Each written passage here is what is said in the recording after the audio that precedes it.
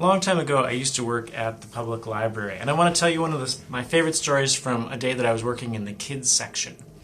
So, I was at the downtown public library. Not a whole lot of people go there, but sometimes we'd have like daycares or preschools or stuff like that, and you get a bunch of kids that come in all at once, and a lot of times the adults with them would have these ropes, and the kids would have to hang on to the rope so that they'd be safe walking in downtown St. Paul and get to where they were going.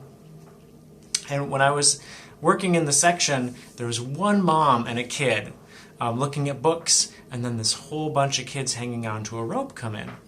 And this kid looks at his mom and understandably says, "Mom, why are all those kids hanging onto the rope?"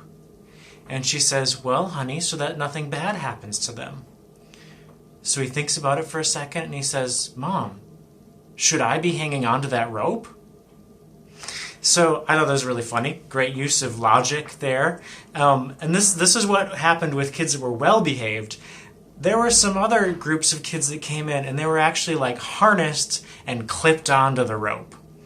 And you're probably wondering, what the heck does this have to do with the Gospel of John? Well, I'll get to it later in our 5-minute devotional from John chapter 10, verses 19 to 30. I better get reading here.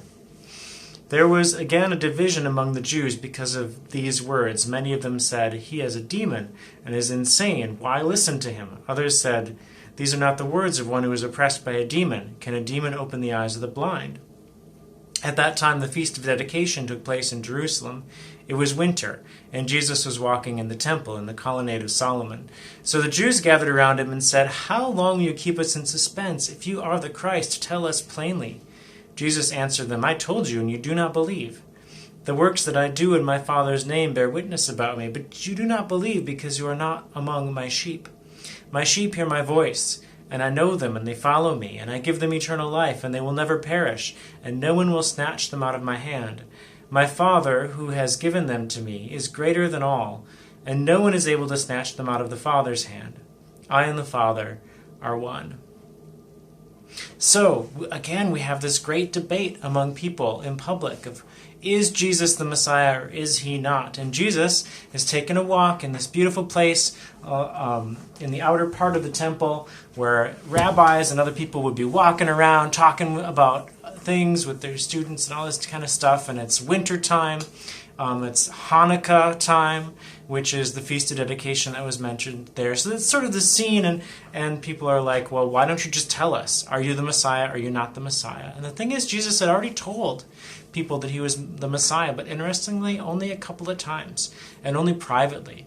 If you think back about what we've looked at throughout the year, he told the woman at the well, the Samaritan woman, who culturally was shocking that he was talking to. He told her. She was the first one. And he also told the man that he had healed of blindness when he found him after he'd been cast out of the synagogue.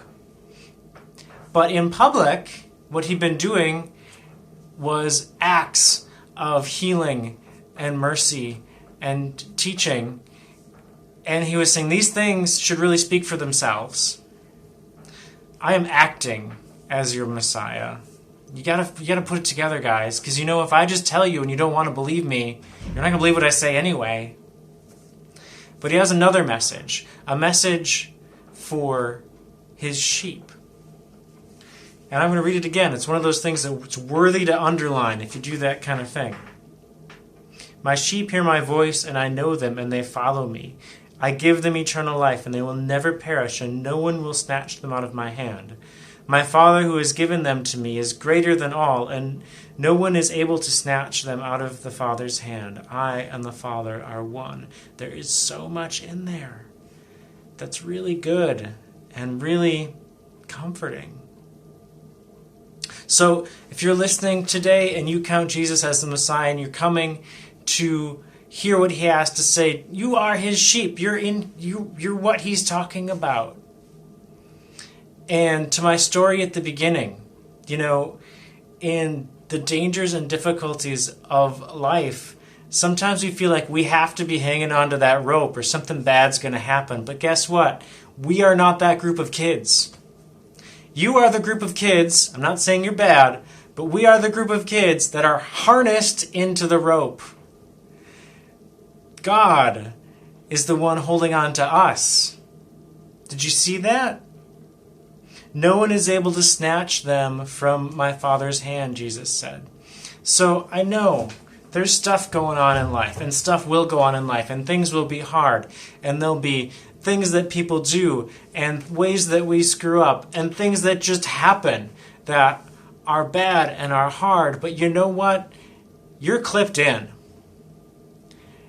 God has got you by the hand, sheep. So you don't have to worry about whether you're strong enough to hold on.